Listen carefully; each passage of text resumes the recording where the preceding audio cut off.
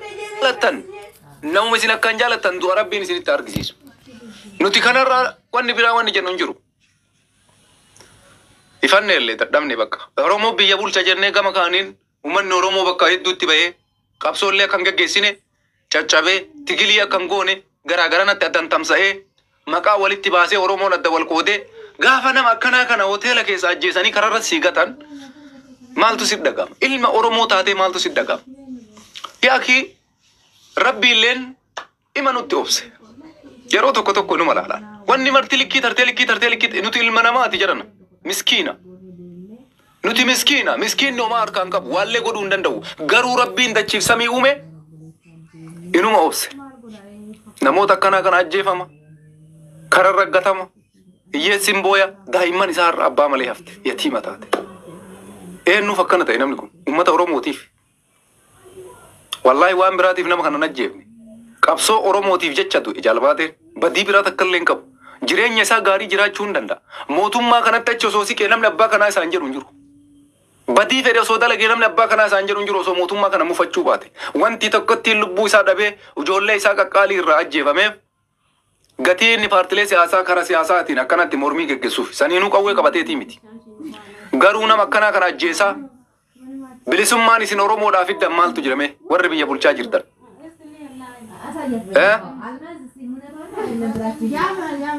Oromo baay'ee nama gaddisiisa. Osenne taniitiniin waliin marii goona. Ani waan dubbadhullee na dhibee waan haasa'ullee na wallaalee wama jedhu si wallaalee gara marattuu rakkanne jiran. Hin rakkanne warri ummata kanaaf taaggala jedhus afaan isaa lugaamame qabsoo geggeessu wallaalee Oromoon gara deemnu wallaalle gara nagara gallu falli nu dhibee nama akkanaa kana yoo du'e mee maaluma jennee dubbanna jiran. Mee maaluma jetta maaltu sitti dhagama mee maal haasa'uu dandeessa gaafa warri har'a Oromoo biyya bulcha asiin kun Oromoo biyya bulcha ilma abbaa gadaatu biyya bulcha xilaata waliin taanee mootummaa kanarratti hin duullu xilaata waliin taanee mootummaa kanaan waan jennu xilaata waliin taanee mootummaa gara marattuu rakkannee siin jaabaran ana akka kiyyatti waanuma takkallee waan jedhu na dhibe waanuma dubbadhullee wallaale namoonni qabsoo Oromoo keessatti gahee gugurdaa qaban ka Oromoo dhaaf kaleessa taaggalan hundi isaanii callisan kallattii qabsoo Oromoo akeeka yoo lubbuu keessanii sodaatan fala barbaada jennee dadhabne har'a kunoo marti isaa waan barreessu wallaale mee namuma Facebook kanarra waa poostii godhe waa'ee du'a jaalbaarteetiin wal qabatee namnummaan tokkochi waan kun nagarii qabu barreessee hin jiru bar namni waan barreessu wallaale namni amma waan barreessu wallaale garana yoo garagalle ijoolleen teenna tokko du'a nama kanaa namatti hin dhagamne jira. Duuti jalbaate nama ofii Oromoodha jedhu nama isan gaddisiifne jira akkam goona duuba. Garuu kana nama kana ajjeesaa jiru ilmaan Oromoo irratti Tigreen biyya bulchaa hin jirtu. Amaarri biyya bulchaa hin jiru. Achi tarree faannoo balleessuudhaaf mootummaa kana si faana jirra faannoo lafarraa balleessina faannoon xilaata kenna jenneeni mootummaa kana harka dhayaa turre anarraayyuu kaasee.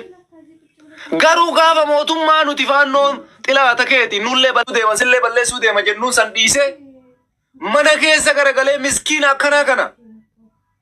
Daa'imman isaa irraa gaafa ijoollee isaanii irraa namni akkanaa kun ajjeefamu akkamitti sitti hin dhagaamne obboleessa kiyya rabbi jedhe. Mee alfaateen maal isin irraa buusa maaluma isin miidhamee namni miskiinni kun hoteela keessaa ajjeeftanii karra irratti argite.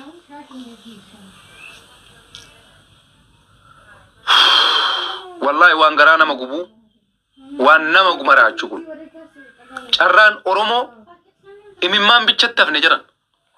Hatta warri qabsoo Oromoo keessatti qabsoo geggeessee saba kanatti karaa akeekaa turellee wanta akka dubbachuu dide jechuudha. Baay'ee nama gaddisiisa jiran baay'ee nama gaddisiisa. Wallahi angadda guutagamee waan dubbadhullee wallaalee waan barreessullee wallaalee maal jedhee maal barreessaa maal jedhee maal dubbadhaa ilma Oromootu biyya harkaa qaba faannoon xilaata kennaa ebalu xilaata kennaa Abiyyi Ahmad har'a faannoon injifachuu hin qabu Abiyyi Ahmad faannoon dura dhaabachuu hin qabu jedhee Oromoon hundi harka isaa dachaafatee akkanatti Abiyyiidha viidiyoo dalagaa guyyarraa faannoo irratti duulaa turre. Garuu jalbaatee ka ajjeese faannoodha. Faannootu tarkaanfii irra fudhate miskiina kanarratti. Aboo barri marakkanne. Inuma rakkanne wallahi billahi yaa rabbii kiyyaa falli maali? Rabbuma kana fuudhee mootummaa kana nurra kaa'e Oromoo keessaa baasee ilma Oromoo achi kaa'e. Nuti ammoo Oromoon akka waliin galle walitti nu gargalchee nu nyaachise. subhanallah inuma rakkate oromoon inuma rakkate tokko farratti wanni nu rakkise hoggansa kenna abaa'os ka jedhu kaafaa'os ka jedhu warrummaan karaa nagaatiin qabsoofna jedhu jalbaatee urgee guyyaan isaa dhumate nama kaan ajjeesan har'a nama kana hoteela keessaa fuudhanii irriba keessaa hoteela irraa kaasanii ajjeesanii karaa irratti darbanii bara oromoo jalbaatee bara ajjeesanii karaa irratti darbanii yaa oromoo dhageettanii isin ajjeesanii karaa irratti darbanii bar ajjeesanii tiniin karaa irratti darbanii bar akka waan nama akka hin qabne nama faayidaa takka hin qabne ajjeesanii karaa irratti darban garuu jalbaateen nama ajjeefamee karaa irratti darbamuu qabu.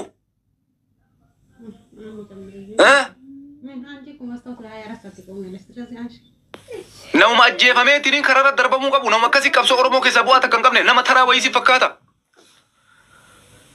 Hagara dirasii salphanne oromoo. Wallahi falli biraa hin jiru. Namoonni keenya oromoo dura jiran hoggansi oromoo kaafaa'oon abaa'oon ibsa baastanii jirtan. Ibsa baastanii jirtan. Qaamni walabaa qaamni qulqulluu naa qoratu. Duuti jalbaatee urgeessaa irra raawwatame qaamni qulqulluu naa qoratu. Qaama qulqulluu qorata. Nuunfaatu Itoophiyaa keessatti ajjeefamee qaamni qulqulluun qoratamee seeratti dhiyaatame. Moo har'a jalbaateen eega du'ee qaamni walabaa dhufee qoratee du'a jalbaatee mootummaan barbaadee seeratti dhiyeessa.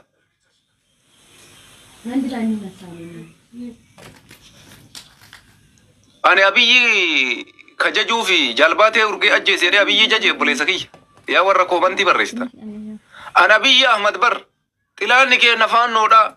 Tarkaanfii faannoo irra fudhataa jirtu faannoon xilaata kiyya jedhee sabbar zeenaadhee isinii gabaasa malee jalbaatee urgeesse abiyyi goota kiyya jedhee abiyyi hin faarsuan. Doofa akka keetiitii miti wallaala.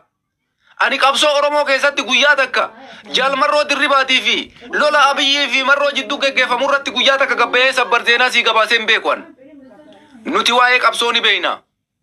Har'a duuti jalbaatee urgeessaa nabiyyi Ahmadiin Bravo abiyyi Ahmad baga ajjeefte goota koo jedhee wanni abiyyi faarsuuf hin jiru. Ufii isaatii uf ajjeesaa jira waan ta'eef cinaa gaama isaa tokko ajjeesa waan ta'eef. Gadda guddaadha kun. Gadda guddaadha kun oromoodhaaf.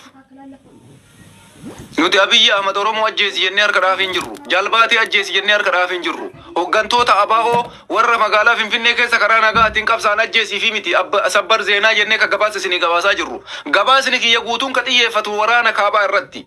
Lola faannoo fi mootummaa jidduu jiran irratti malee ani hoggansa oromoo hoggansa akkanaa qaalii kana ka aarsaa kafalee saba kanaaf jecha halkanii guyyaa dhabamee itti caccabee itti miidhame kana ajjeesi jedhee guyyaa takkaani seenaa akkasiin qabu. Seenaa akkasiin qabu dalaguullee barbaadu gara fuulduraatitti.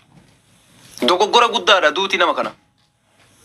Garuu kan uummanni oromoo bal'aan fala barbaadadha. Akkuma sabaatiitti jechuu akka nama tokko nama dhuunfaa osoo hin taane warri aangorra jirus maaliif akka kana godhan gaafachuun barbaachisaadha uummanni. Namni kun maaliif ajjeefame? Badiin isaa maali? Maaliif isin ajjeestan? Dheengadduma hiitan hidharraa baastan har'a maaluuf ajjeechaa ga'e?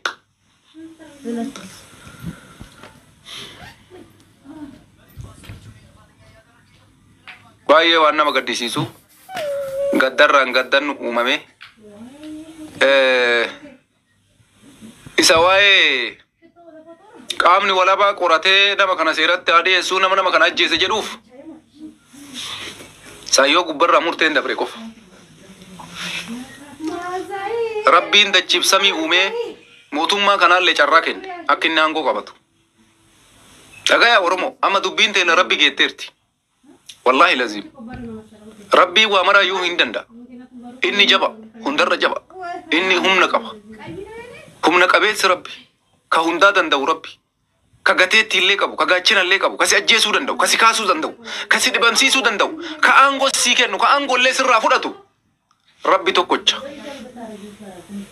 أما دبين تينا دبي ربي تمالي نمني ومان وقدوم دندو namni tokkollee oromoodhaa waa godhuu hin danda'u sa'a amma jirru kana keessatti. Hayyuun oromoon qabu hundi kuun hidhamee kuun mana hidhaa seenee kuun callisee kuun ajjeefamee Hacaaluu hundeessaa irraa kaasee Abduu Jabbaar dabalatee abukaattoo mirga dhala nama namoota lakkoofne isinii fixuu hin dandeenye namoota qaqqaalii hedduutu ajjeefame. Laakiin amma nuti dubbiin teenna dubbii rabbiiti. Rabbitti kennuudha waa mara amma rabbi geette. Wanni rabbiin murteesseen ooltu.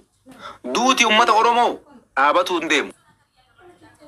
Duuti hayyuu Oromoo dhaabatuudhaaf hin ta'u.